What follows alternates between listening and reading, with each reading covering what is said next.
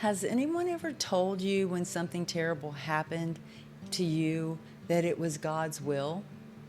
How did that make you feel? Was it comforting or disturbing? Hi, I'm Gina. Here at Hope and Cope, we talk about essential skills we need in order to have our best life in spite of painful and sometimes even tragic life events. Today, our topic is the father-filtered life. Now, I do want to say I read this concept, the father-filtered life, or things being filtered through the Father's hands. I read it in a book a long time ago. I don't know what book, and I can't attribute that to the author or the person with the idea. So it's not original to me. I'm sure it's a concept that's been passed down through the centuries, but that exact term of father filtered, I'm not exactly sure where I got that. But what it means is, there are things that are God's perfect will, and I have no idea where or when God's perfect will encounters our life. We've probably gotten so far off track from the beginning that it's so hard to know where he's like, correct, redirect, and I don't know. But sometimes things happen that I don't think are God's will, but they are allowed by God. We call that his permissive will.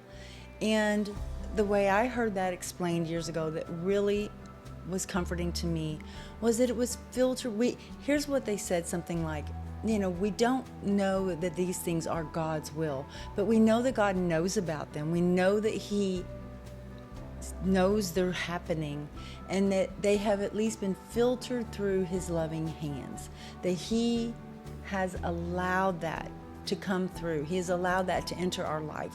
Doesn't mean it's his will, doesn't mean he wants that for you. It just means he has allowed it for any millions of reasons of why a sovereign God does allow tragedy to enter someone's life, even when it's not his will. He can still turn it around and use it for your good, for my good, for his glory, even if it was not something that he desired as his perfect will for us. The first time I ran headlong into being really disturbed by people saying something was God's will. It was God's will. Well, we know it's God's will. Was when my brother died. When my 21-year-old brother, with a whole life in front of him, died in a tragic car accident, I did not want to hear that it was God's will. But I could understand. My mind could wrap around. It was still allowed by God. God still knew it was going to happen. He had already made provision. He was going to be there for my family, for Russell's friends and his loved ones. He had a plan. This didn't throw him off. It didn't change his mind, or he didn't just have to be like, oh no, I wasn't watching and Russell ended up in a car wreck. Now what do I do? No, that didn't happen. I could take comfort knowing that even though I did not feel like God did this to us, that God knew, that he was heartbroken for us. The Bible says God grieves when we grieve. God is hurt when we hurt. He's not unmoved by the suffering of his children. So I know that he cares. He's not unempathetic to our suffering.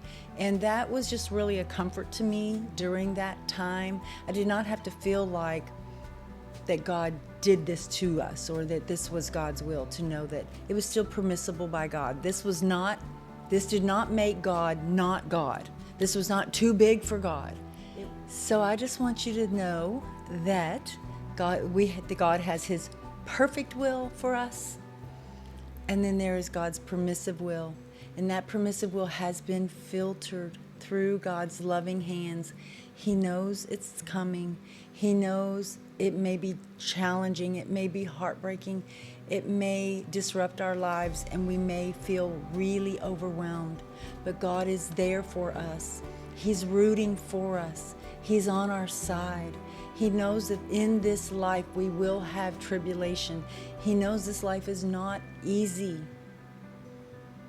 but He is always here for us, and He will never leave us or forsake us. Through all my years of hardship, the Lord has always reassured me that He loves me, that He's for me, and He will never leave me. And so no matter what comes in my life, I can know that God is on my side. It doesn't have to be God's perfect will to know that God will be with me. I hope this was helpful. I hope you enjoyed it. And if you want to check out the description box, I've got extra for you there. If you like this video, please hit the thumbs up button. Consider subscribing and sharing this with a friend. And I'm always praying for you. I love you. And until next time, God bless.